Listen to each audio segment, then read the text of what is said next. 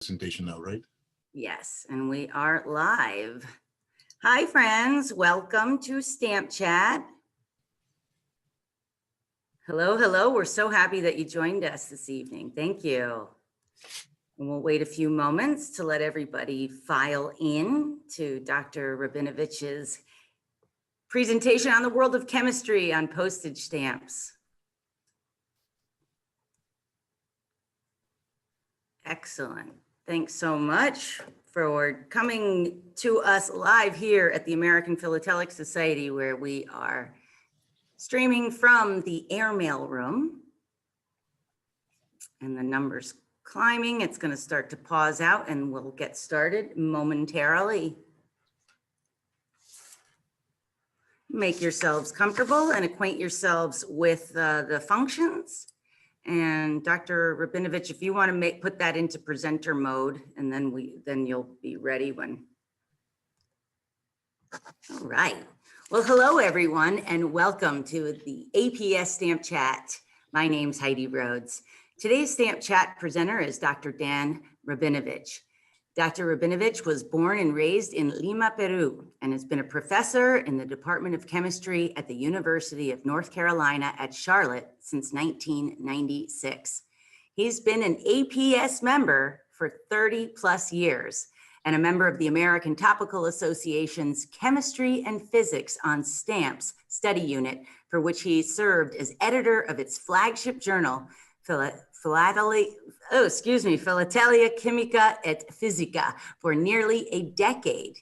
In addition to chemistry-related stamps, he collects stamps from a few countries, including France, Israel, Peru, Sweden, and Switzerland. Stamp Chat is a production of the American Philatelic Society. With over 28,000 members, including our presenter tonight, worldwide, the APS is the world's largest philatelic organization. When you become a member, you join 134 years of fellowship in the hobby. Stamp collecting facilitates lifelong learning, friendships, and sometimes even an opportunity to make money. Whether you're a seasoned or novice collector, we have the resources to meet your needs. APS members can both buy and sell on Stamp Store. Members receive discounts on expertising services and have access to the APRL, our philatelic research library containing more than 23,000 book titles and 5,700 journal titles. When you join the APS, you take your hobby to the next level. By joining now, you'll receive 2 free months of membership, and you'll be entered to win prizes, including a lifetime membership in the APS. Visit stamps.org/join now and become a part of our amazing membership-driven organization. Now, before we begin, we have a few housekeeping items to take care of. Today's session is a webinar, and as such, all audio and video of attendees will be muted and turned off respectively throughout the presentation. Please feel free to use the chat box to engage with other attendees and the Q&A box for questions for Dr. Rabinovich. This session is being recorded and will be made available on the APS YouTube channel. And with that, we present the world of chemistry on postage stamps. Thank you, Dr. Rabinovich. Thank you. Good evening, everyone. I would like to start by thanking Heidi and her colleagues at the American Philatelic Society for the invitation to speak in this series of Stamp Chats.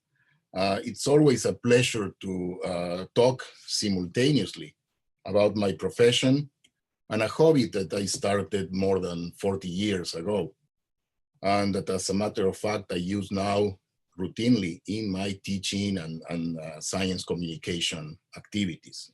Merging both is really a lot of fun. And so let's get started. Coming from academia, I have to have one sort of formal slide with some definitions. This is a slide that defines, it's a textbook definition of chemistry, the science that studies the composition and properties of matter and the changes it undergoes. More important maybe than that is that many chemists, we call chemistry the central science. And so why is that? Chemistry as the central science, of course, it links, right, at the very, very first level, physics and biology. Physics is the basis for chemistry, chemistry the basis for biology, chemistry connects both. But chemistry has connections to many other areas, many other areas of science and technology, including biochemistry, geology, that's geochemistry, environmental science, ecology, we look at plant science, food science, agriculture, look at medicine, pharmacy, pharmacology, drug development, material science, nanoscale science. And so it is this diversity, this connectivity, this centrality of science that it is, for example, reflected in our fight against COVID-19 without going too far. And so from testing to the development of new treatments or vaccines, chemistry really plays a role in our fight against the pandemic. So that's one example. In terms of my topical collection, the connection of chemistry with so many other fields of science and technology is also convenient because it allows me to define chemistry very broadly, right? So to include geology, medicine, and all sorts of other areas. It's kind of what I call hobby security.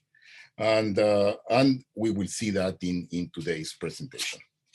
And so the Tree of Science, right? This is a stamp from Spain issued in 1964, 25 years after the end of the Civil War. And it shows chemistry here as one of the branches in the Tree of Science: biology, theology, arts, physics, math. And so that's chemistry in one of these trees, or one of these branches. And chemistry specifically, chemistry on stamps, there's a sort of an obscure term, chemophilately, coined by Zvi Rappaport, a chemist in Israel a few years ago, which is the study of chemistry through postage stamps and other philatelic materials.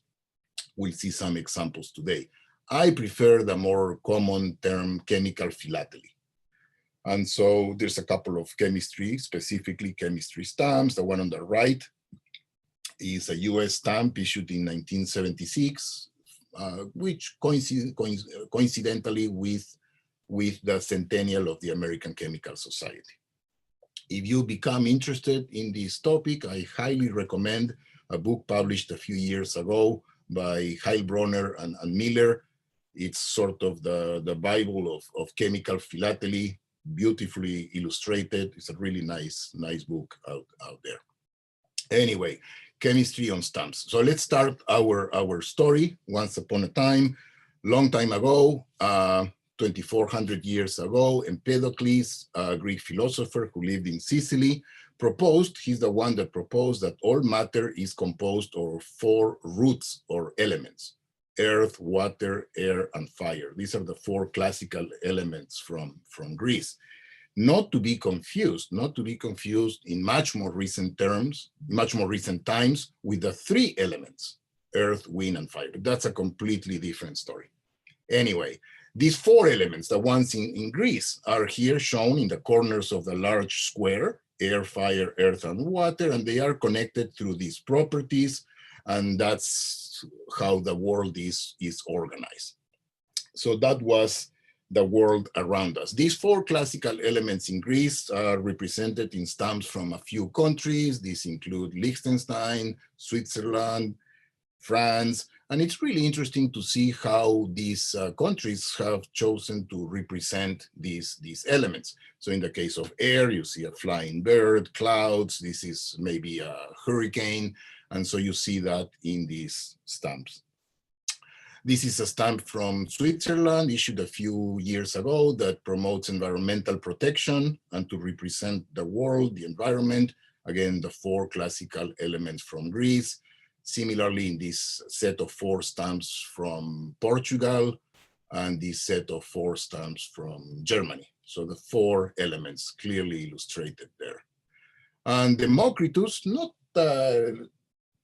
too long after Empedocles, is the one that came up with the idea of extremely small indivisible particles, in Greek atomos, which is atoms, that's the origin of the word atoms. So that's what really makes up matter. I mean, there is this, of course, general chemistry joke that people say, oh, never believe in atoms, right? Why? Oh, because they make up everything, right? So you've heard that before. Anyway, okay, so alchemy in the Middle Ages, right? Fast forward a few centuries, alchemy, so this is typically Middle East or Europe. There's a number of stamps with alchemists, alchemy, maybe 20, 30 different stamps. Paracelsus is one of my favorite ones. Paracelsus, well, whose real name is this huge long name, so no wonder he needed a nickname. So he went by Paracelsus, but that's the real name. This stamp was issued in Germany in 1993, 500th anniversary of his birth. You do a little bit of research on these symbols that surround the portrait of Paracelsus, and you'll realize that those are all alchemical symbols.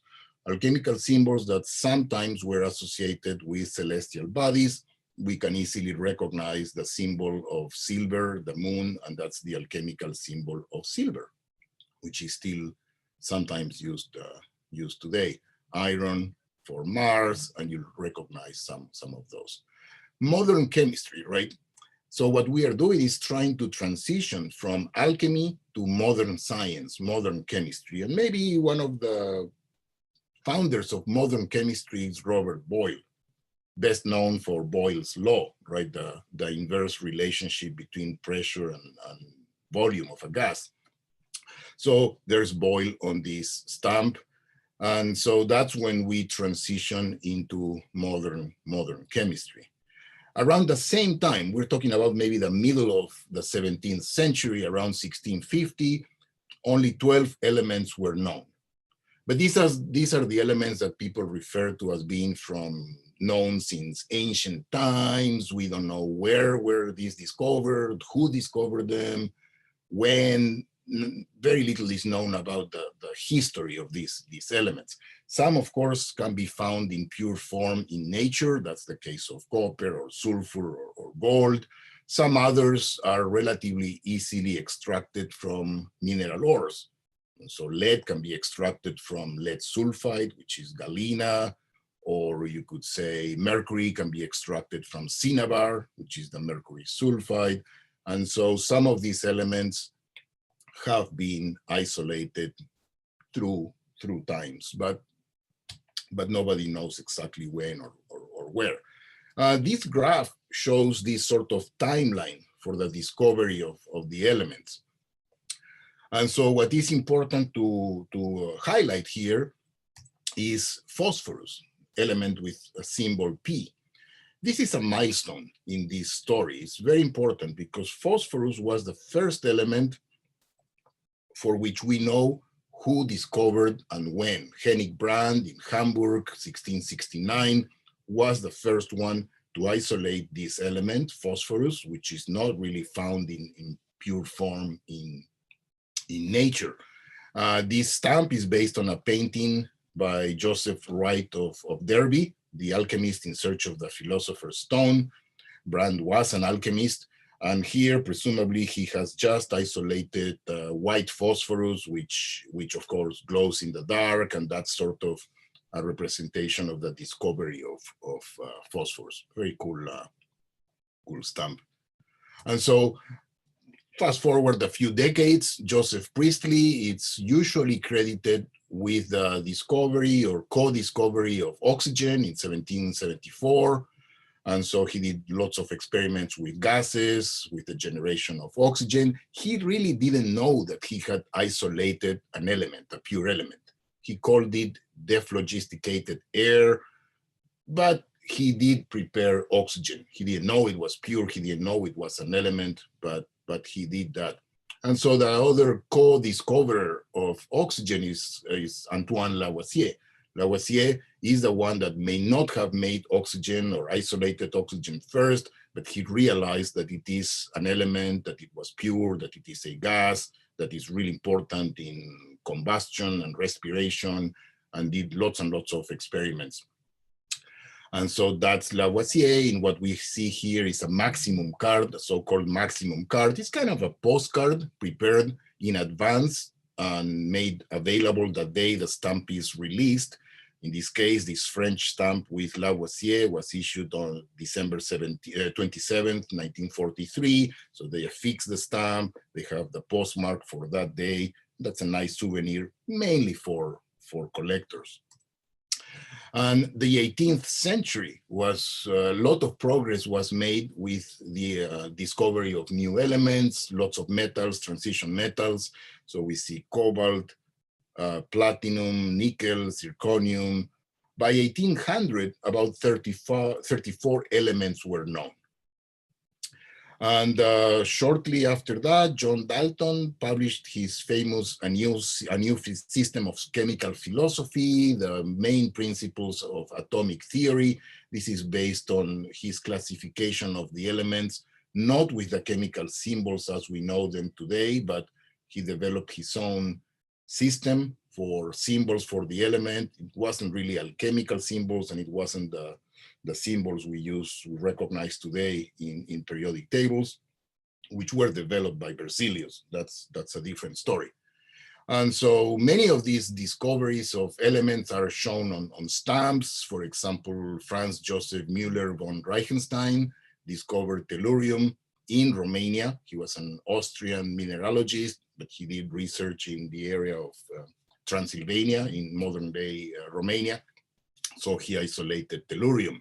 Vauquelin isolated chromium and beryllium. Humphrey Davy was, of course, a master of the alkaline metals, alkaline earth metals. He is credited with the discovery of all of these. Berzelius, in addition to discovery or the co-discovery of these elements, came up with the idea of chemical symbols, lots of other contributions to chemistry. And so there's lots and lots of stories that I could tell you. Johann Gadolin discovered yttrium, the rare earth gadolinium. The element gadolinium was named after Gadolin. And so the periodic table, there's lots and lots of, it's an icon. It's the maybe easiest way we can use these days to represent chemistry. I think for a long time, maybe we would use the retort, right? This piece of glassware to represent chemistry or maybe pharmacy. But now I think the periodic table, everybody has seen a periodic table. It's in every chemistry classroom in the world. And so this is a picture of an early attempt to organize the elements. Geoffroy's affinity table from 1718, still using alchemical symbols like we see here, the moon for silver, still an early attempt to organize these elements. We talk about Dobereiner usually when in general chemistry we teach about triads, right? And we not always show what triads are. Triads are groups of 3 elements for which the middle element in this group of 3 has the average atomic mass or atomic number for the other 2. And so a couple of examples here. Lithium has an atomic mass of 7. That's a number you'll find in periodic tables. Potassium is 39. The average is sodium 23, or atomic number. Sulfur, selenium, tellurium 34 is the average of the atomic numbers of sulfur and tellurium. Anyway, that's triads. Dobereiner is represented on a stamp from the former East Germany, not for his triads, but for a lighter he invented. This is almost 200 years ago, before safety matches. And so it's a pretty dangerous contraption, if you ask me. You have to have a container with sulfuric acid, a little bar of zinc. Of course, zinc will react with sulfuric acid, generate hydrogen gas. Hydrogen gas will be in contact with this catalyst, but the catalyst is finely divided platinum, very high surface area, and it will spontaneously catch fire. So you'll have a flame. Now, not very, very practical, but still, it was a really good way of having portable fire, right? It could be raining, it could be at night, and you could generate a flame. So that, let's give him some credit for that. Gmelin, it's not really a well-known organic chemist in Germany, but he came up with this idea of a V-shaped periodic table in 1843. It's kind of a step up from Dobereiner because now you see groups of 4 elements, not just 3. So what we recognize as the halogens or the alkaline earth metals, so slightly, slight improvement over Dobereiner. But of course, the real periodic table, Dmitry Mendeleev, 1869. This first day cover with a souvenir sheet was issued in 1969, was the centennial of the periodic table, shows the original manuscript for the periodic table. It was submitted for publication. I assume it was peer-reviewed, dated February 17th, 1869. It was accepted for publication, published originally in Russian.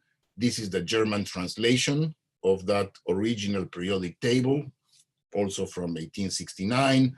And so that's the 57, 58 elements were known at that time. So they were kind of organized.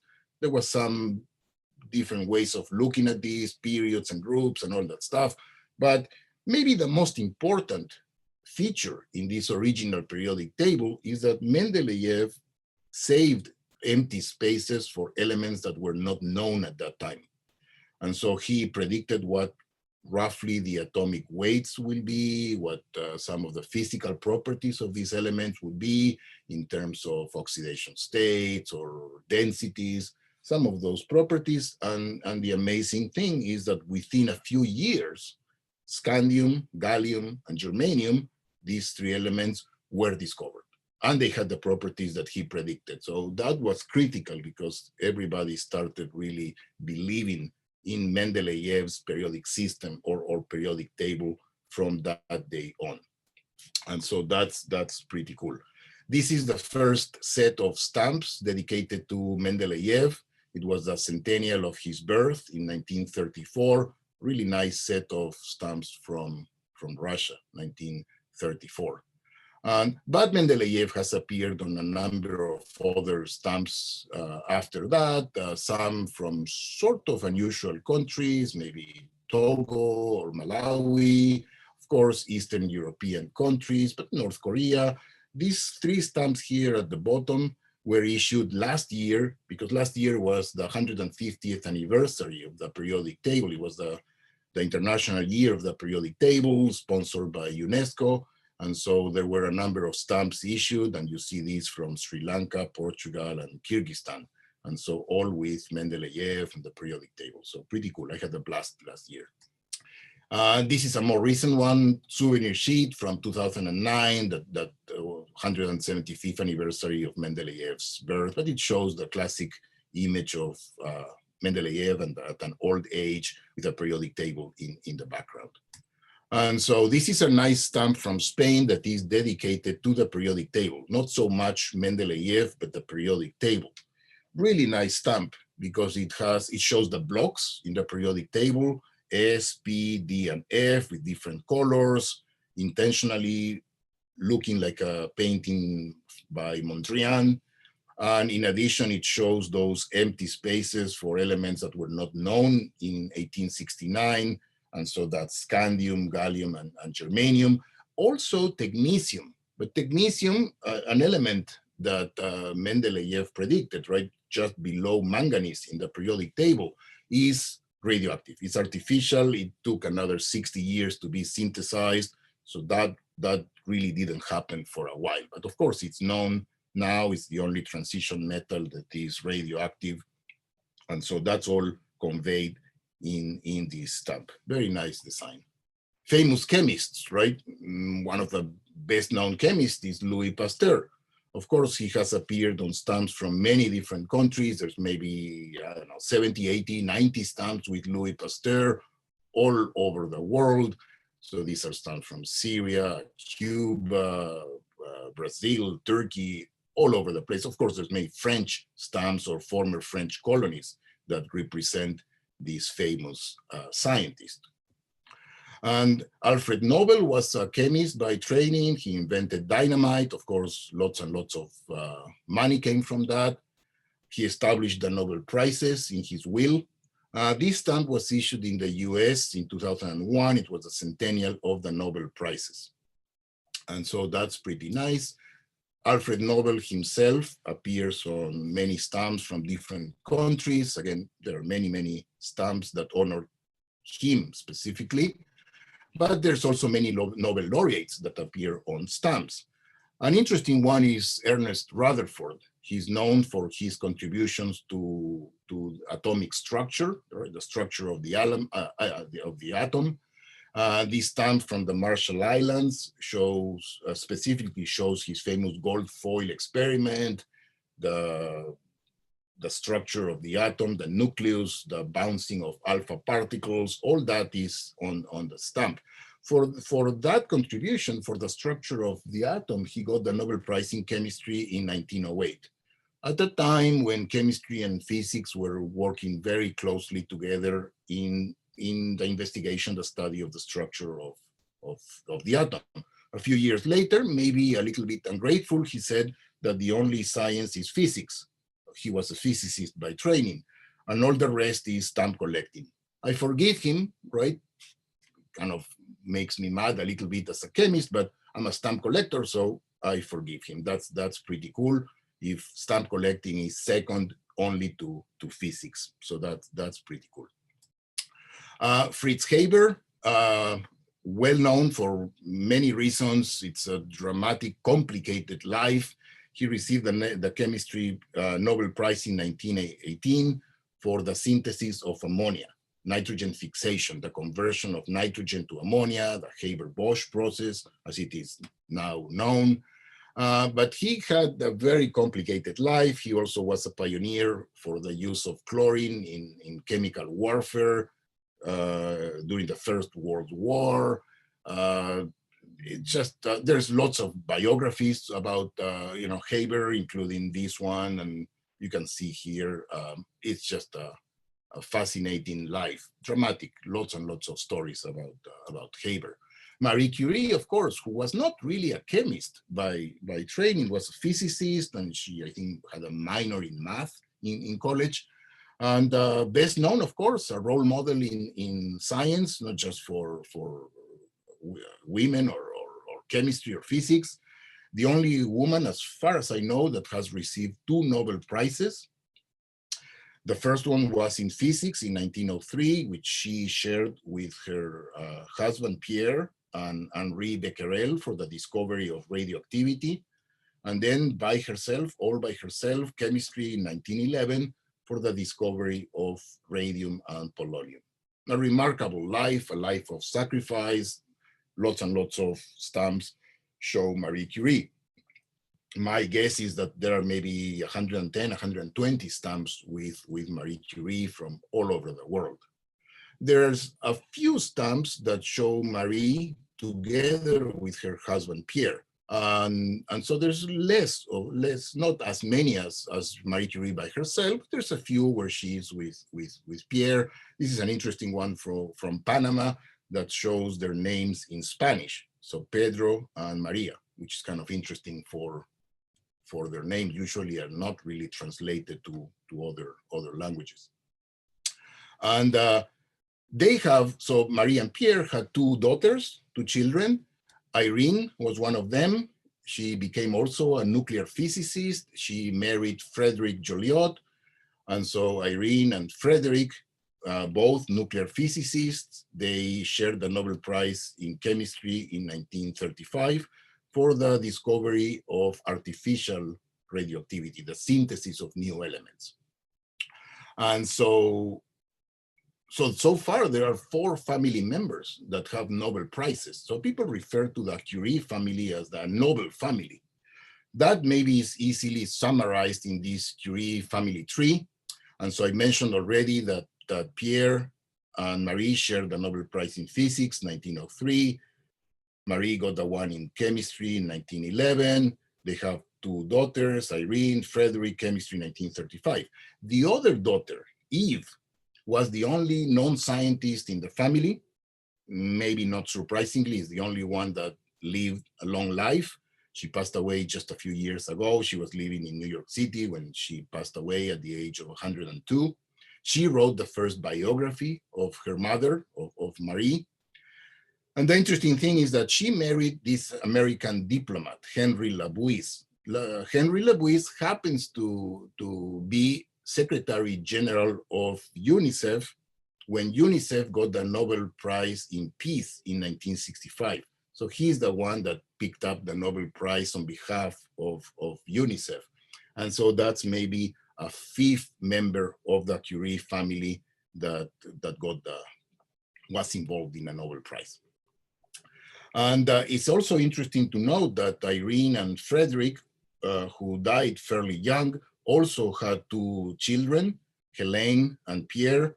They are both nuclear physicists. They are both still alive, and Helene and Pierre.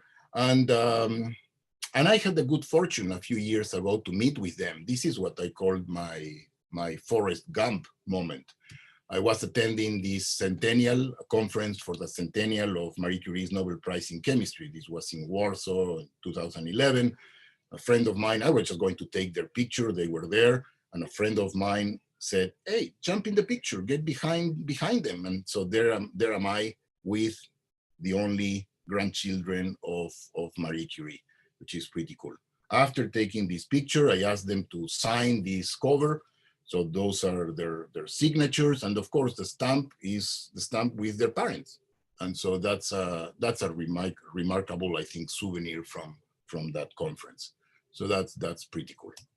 All right, nuclear fission, right? The splitting of the atom. Otto Hahn, Lise Meitner, who should have shared the Nobel Prize in chemistry, that only Hahn, because of politics during that time. He received the Nobel Prize in Chemistry in 1944. Should have been shared, but there's lots of stories behind that. But at least Lise Meitner has appeared on 3 or 4 stamps from a few countries. And so shortly following the discovery of nuclear fission, radioactivity, nuclear fission, we come to the discovery of plutonium, 1941, late 1940 or 1941. Glenn Seaborg and co-workers at the University of California, Berkeley. Seaborg shared the Nobel Prize in Chemistry in 1951 with Edwin Macmillan for their discovery in the chemistry of the trans-uranium elements, several elements, like I think 8 or 9 elements. And the story of plutonium is pretty interesting. The element was named after the dwarf planet Pluto. The planet was discovered in 1930 by a very young American astronomer, Clyde Tombaugh. And this is remarkable because he was only 24 at that time. He was only 24, and this is before he finished college. Eventually, he got a BS degree and a master's from, I think, the University of Kansas. But even before that, he was working at the Lowell Observatory, and he basically discovered a planet, or a former planet. So that's pretty cool. And so what I have in my collection is a cover that was prepared in 1991, roughly the 50th anniversary of the discovery of plutonium, the postmark from Berkeley, California, and it was signed by both Seaborg and Tombaugh. So that's pretty cool. They only met once while they were still alive. This was reported a few years ago in Chemical Engineering News. There's a nice story about the discoverers of plutonium and Pluto the one time they met. So that's a nice item in my collection. All right, Linus Pauling, again, very interesting life, lots of contributions from the nature of the chemical bond, vitamin C, X-ray crystallography, lots and lots of contributions, 2 Nobel Prizes, chemistry 1954, peace 1962, and so an amazing life, really, really interesting life if you read more about Linus Pauling. Polymers represented in this pair of stamps from Italy and Sweden for Ziegler and Natta. And of course, we can have chemists even as members of the Muppets. And so you see here Dr. Bunsen, Honeydew, and his assistant Beaker. So that's also chemists, okay? And so now from history, we move on to stamps that show atoms and elements. And so there are many, many of those stamps, usually associated with nuclear energy, the generation of electricity. And that's also shown in this stamp, nice stamp from the UK that shows presumably a nucleus of uranium. And that's generation of electricity. Number of chemical elements appear on stamps. So that's the case of carbon or graphite in this stamp from North Korea. This is one of my favorite stamps. It shows a fairly esoteric molecule, right? The new allotrope of carbon discovered in 1985 with a long name, Buckminster fullerene. It has a formula C60. And that's cool for a postage stamp issued in Great Britain for the 100th anniversary of the Nobel Prizes. But what is really interesting about this stamp, that's one of my favorites, is that it was printed with thermochromic ink. So it changes color upon heating it. And so the heat comes just from your finger, right? You just touch the stamp, you can scan it again, or you see how it changes, and it reveals a dark circle, or I should really say a sphere inside the C60 cage. And that's meant to be an atom of helium trapped inside the molecule of C60. This is research that has been done, has been published. It's one of these so-called endohedral fullerenes, which is really cool for a postage stamp. Okay, now we go, and there's lots of other elements on stamps. So we have sulfur, we have mercury. I showed this stamp before, cinnabar and mercury, manganese, chromium, vanadium, titanium. The symbols are on these stamps from South Africa, a triangular stamp from Cuba for nickel, copper. There are several stamps for copper, even many for gold, for silver, and you can see that in many stamps. Mining and minerals I consider them part of my collection. I particularly like the ones that show the name or the formula of the mineral. And you can see that in these stamps from Turkey. These stamps from Greece, I had to do some research because they don't show the names or the formulas, but this is what they are. Stamps from China that again show nice samples of these minerals. Set of 6 stamps from Bulgaria. Really nice sheet of 6 stamps from Ukraine, 2010. These are 6 equilateral triangles that put together make a hexagon. And so that's a very clever design for a set of 6 stamps, 6 triangular stamps that make a hexagon. So that's pretty cool. These are also very cool stamps from Peru, which show minerals, show the names, the formulas of these minerals, and the unit cell parameters. This is very sophisticated stamp that is relevant to X-ray crystallography. And so zinc sulfide, for example, has a cubic unit cell, and you can see all the parameters here. So that is pretty cool for postage stamps. So those are pretty cool. A large set of stamps from Botswana with minerals. There are hundreds of stamps with minerals. So those were just some examples. Chemical symbols and formulas. You can see that in this stamp from Mexico: silver, zinc, calcium fluoride, sodium chloride, lead symbols. And the International Union of Pure and Applied Chemistry had its 20th Congress in Moscow, 1965, the year I was born. And so everything is shown here with chemical symbols. IUPAC, Moscow, molybdenum, scandium, oxygen, and tungsten. Very nice stamp. The pink color that you see here is fluorescent. It glows in the dark. Really nice design for 1965. Ozone appears on this couple of stamps. Carbon dioxide and water, very important molecules for photosynthesis, right? The formation of glucose and oxygen. Both were issued, among many others, for the 2011, the International Year of Chemistry. That was that year. Friedrich Wöhler, remarkable contributions to chemistry. Shown on this stamp is urea, the molecular structure of urea. And Wöhler's contribution for that was the conversion of ammonium cyanide, as shown here, to urea.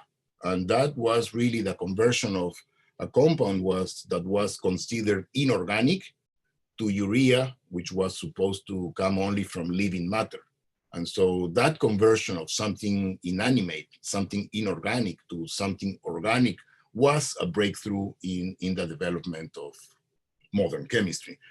Lots of other contributions from Wohler, an isolation of some aluminum, co-discovery of some elements, synthesis of acetylene from calcium carbide, lots and lots of interesting contributions. And a stamp from Israel that shows the formula of phosphoric acid, H3PO4, H3PO4, here you have it. And the stamp from East Germany that really shows borosilicate glass, the main components, the main ingredients for borosilicate glass, silicon, boron, aluminum, and sodium oxides. Borosilicate glass, of course, is commonly used in kitchenware and glassware in labs all over the world, heat-resistant glass. And so that's borosilicate glass. The first crystal structures, that's 1913, sodium chloride, represented on the stamp from Great Britain, issued in 1977, but the stamp really honors the Nobel Prize in Physics that William Henry and William Lawrence Bragg, father and son, shared in 1915. And lots of structures. I can tell you stories about X-ray crystallography and structures, and anyway, so that's you get the idea. High temperature superconductors in this stamp from Japan, representation there. Unsaturated hydrocarbons, so we can see here ethylene, benzene, propylene, butadiene, all these molecules on this stamp from South Korea, I think for the petrochemical industry. Adamantane, fairly esoteric hydrocarbon on this stamp from Czechoslovakia. I have this stamp with Vladimir Prelog, a fairly well-known chemist, Nobel laureate in 1975, who was the first one to synthesize, to artificially make adamantane, which was originally isolated from a sample of oil in Czechoslovakia. That's why it's a big deal molecule in Czechoslovakia. All right, 2,2-difluorobutane in this stamp from Switzerland. For no particular reason, the stamp is really celebrating the centennial of the Geneva Conference, 1892, which was the conference where chemists got together and they figured out how to name organic molecules. Numerical prefixes, the position of substituents, all that stuff came from the Geneva Conference. A really nice stamp also issued in the International Year of Chemistry in 2011 that shows the molecular structure of vitamin C, which I also show here. A stamp from Cuba that shows two fairly complicated molecules. These are derivatives of quinine that are used in the treatment of malaria. Chloroquine, primaquine, they do exist, and those are the formulas. Alexander Fleming, penicillin, and this stamp, the design is not great. The colors are weird. It's kind of hard to follow this structure. It's better shown here, but it does show the correct connectivity for the molecule of penicillin G. And so at least it's chemistry on this stamp, very important. That's Hungary. The International Year of Crystallography was in 2014, and this stamp from India shows, in addition of a diamond, the molecular structure of curcumin. Curcumin is the main ingredient in turmeric. So this molecular structure is also shown here. Turmeric, of course, we enjoy with cuisines from different countries, not just India. And so that's pretty cool. Biochemistry appears on stamps, of course, Watson and Crick, the structure of DNA. They shared the Nobel Prize with Wilkins in 1962, Physiology or Medicine, for the double helix, the structure of DNA. DNA, of course, is visually appealing, so appears on stamps from many different countries. This one from Belgium is probably my favorite DNA stamp because it shows the passing of the genetic code, kind of like a relay race, the genetic code going from one runner to the next one. So I think it's a pretty clever concept. And these stamps from Macau show base pairs, GC-AT, so that really means guanine and cytosine, adenine and thymine, 3 hydrogen bonds, 2 hydrogen bonds. It's all chemically correct, so which is really amazing. And think about getting an envelope, a letter with pairs of these stamps. That's pretty cool. And that's how you really assemble that twisted ladder of DNA. Dorothy Crawford Hodgkin, a pioneer of protein crystallography, Nobel laureate in chemistry, 1964. An amazing life, amazing contributions to chemistry and protein crystallography, the structures of very important molecules, cholesterol, penicillin, vitamin B12, insulin. The structure of vitamin B12 is shown partially in this other stamp from Great Britain. Molecule is shown here, that's vitamin B12, and you can see the cobalt center here. Cyanocobalamin is what she crystallized, so you can see here the dinuclear ligand on cobalt, but that's kind of technical stuff. But Dorothy Crawford Hodgkin, big time crystallographer. Much more complicated molecules appear in this pair of stamps from Israel, International Year of Chemistry. So that's the structures of ubiquitin and the ribosome. That's a big molecule, but it's all on this postage stamp. So that's pretty cool. Glassware is part of the collection, different pieces of glassware. Here's a retort that I mentioned before, condensers, distillation equipment. There's many of these chemistry students and chemists working in the lab. This is a really bad stamp because it shows a girl that is doing mouth pipetting. That's not really advisable. She's not really wearing goggles, which we do today. Worst of all, the stamp is celebrating the International Year of the Child. So that's not good. So anyway, things have changed and we try to be a lot safer in the lab these days. Chemists at work with eye protection, that's pretty good.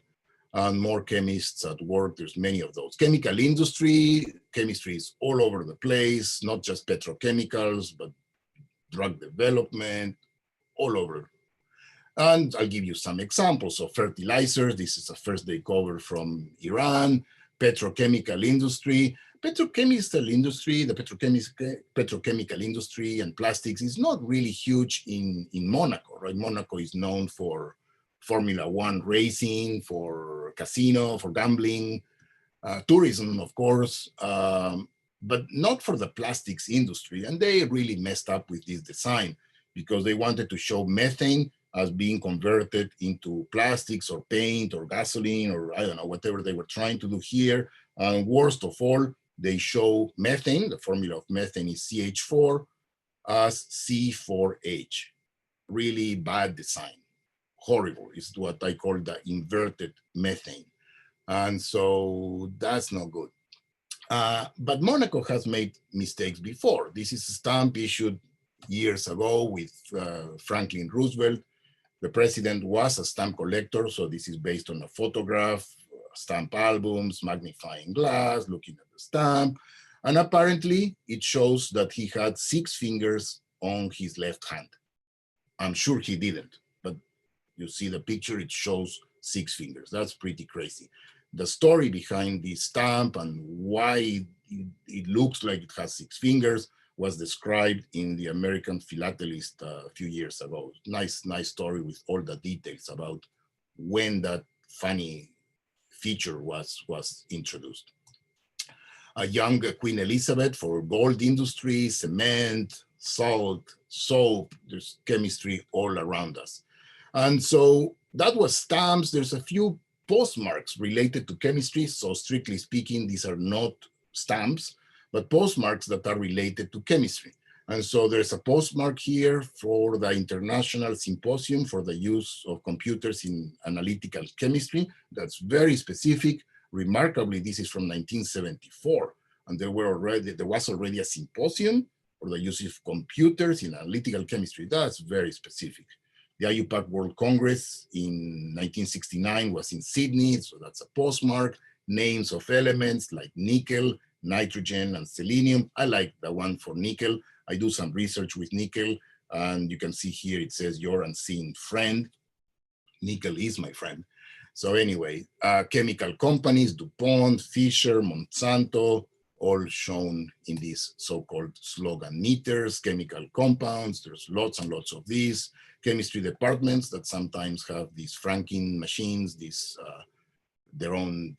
generate their own postage. So that's Bristol and Freiburg chemistry departments, Camerino, the inorganic chemistry lab at Oxford, Berlin, the German Chemical Society. There's many of these.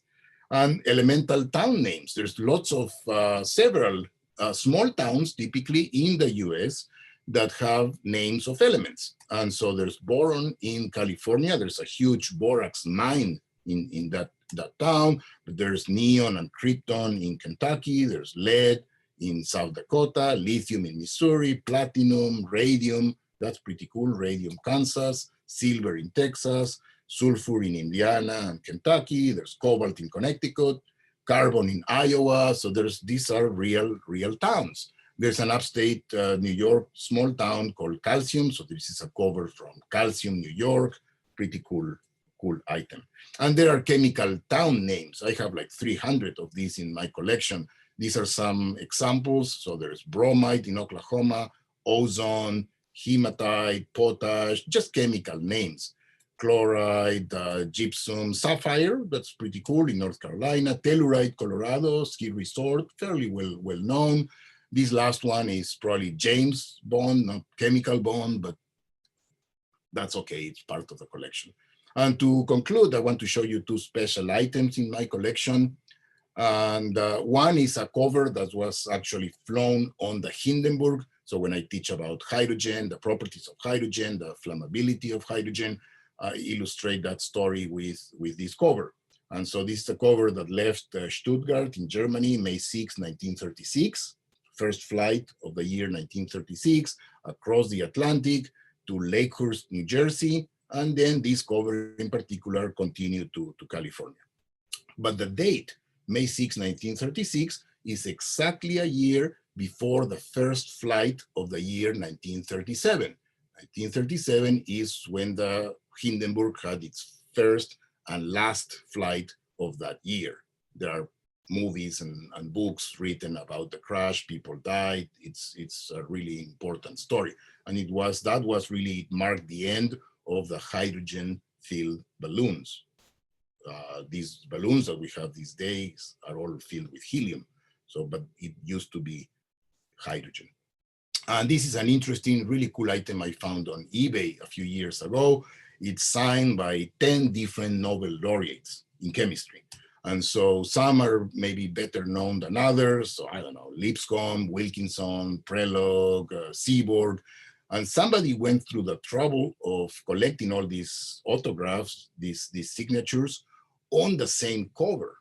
And that's remarkable, right? I have several autographs in my collection, but once I get one, I scan it, I save it. I'm not going to be carrying this around conferences and getting more signatures, but somebody got 10 different signatures on the same cover. So it's an interesting conversation piece in my collection.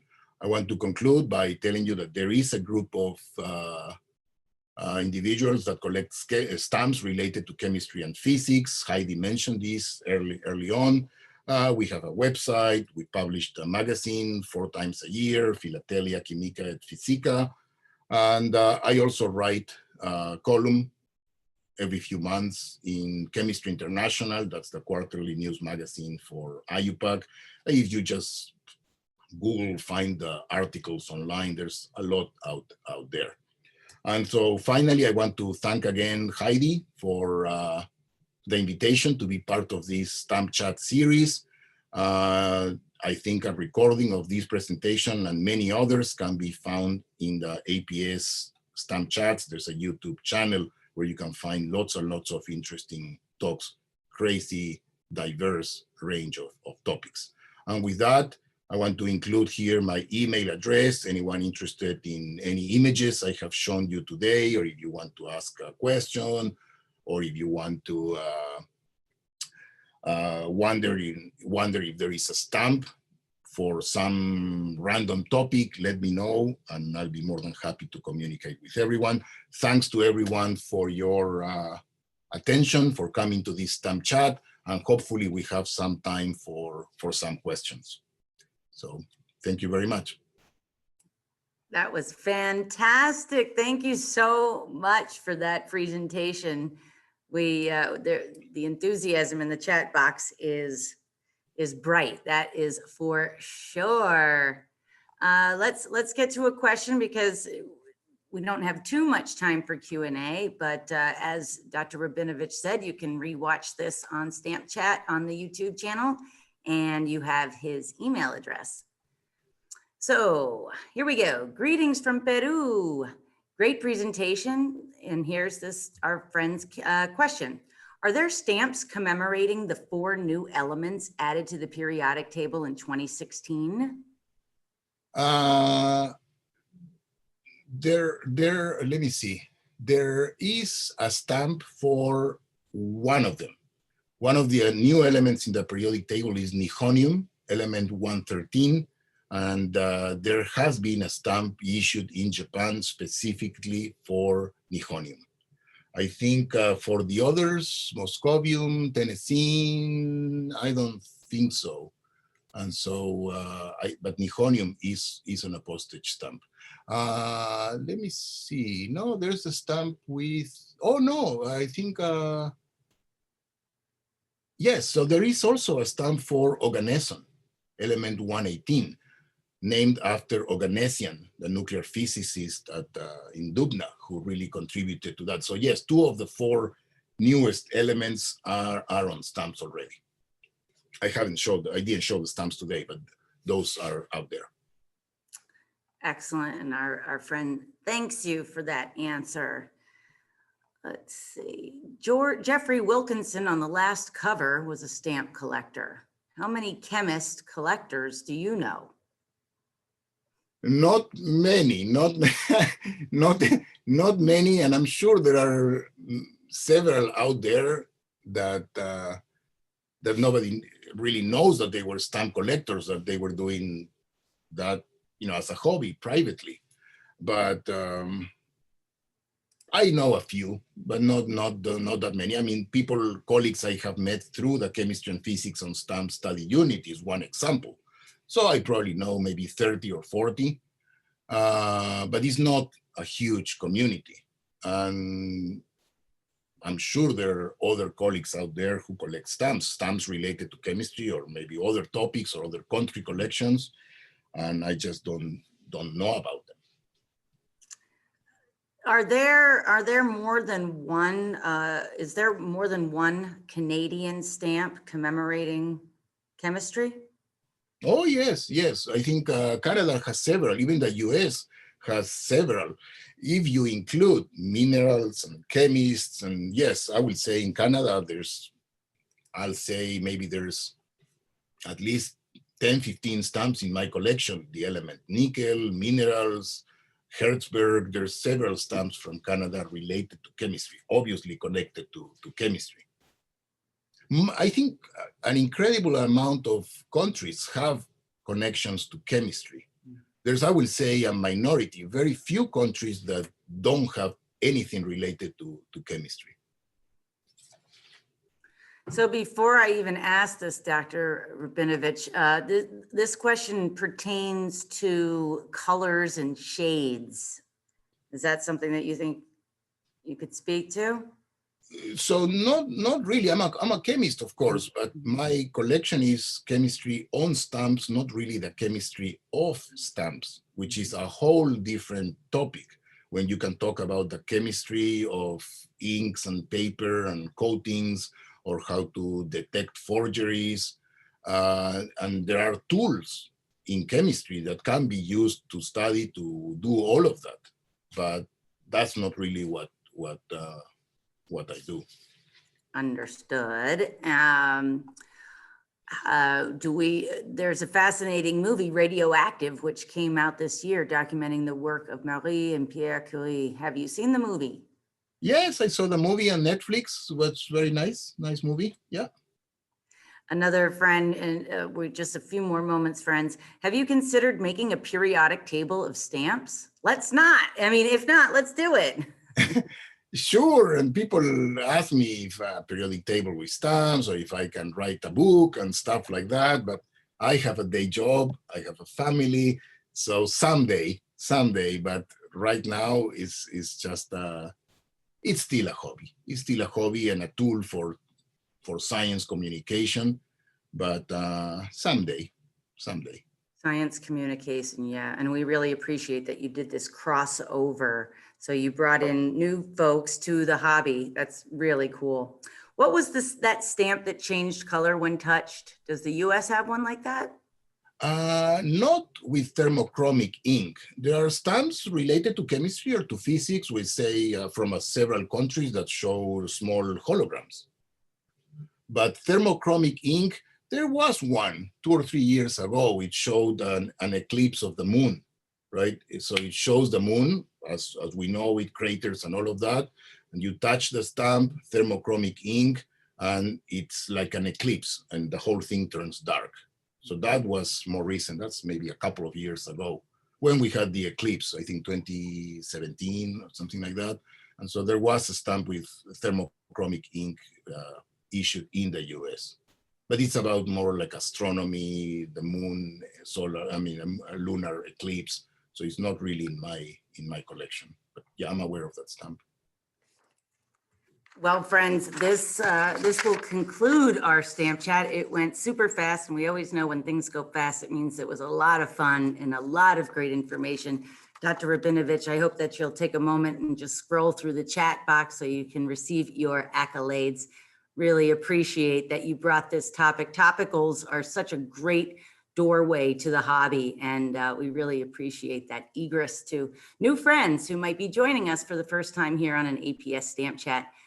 With that, we'll conclude tonight's presentation. We thank you for your attendance and ask that you join us in thanking Dr. Rabinovich for this fantastic presentation, which some of you have noted in the chat box is the best one that you've seen thus far. Today's Stamp Chat is brought to you by the APS Membership Department. Becoming an APS member is easy. Visit stamps.org and apply online. We offer a number of memberships from youth to international to digital only. And when you join now, you'll get 2 months of APS membership for free. You'll be entered into various giveaways and a chance to win a lifetime membership with a $750 value to the American Philatelic Society. Visit stamps.org and begin receiving your APS memberships today. For more Stamp Chats, visit and subscribe to the APS YouTube channel, where you can find over 70 presentations, to include those from the Postal History Symposium and some from the virtual stamp show. Use the comment box below the videos. We do share those with our presenters who will answer those questions if you have them. And until next time, connect and collect. The American Philatelic Society, social since 1886. Thank you so much. This was fantastic. And thank you to all of our friends from around the world, including Peru, for joining us tonight. We'll see you next time. Thank you very much. Good night, Thank you. everyone. Bye-bye.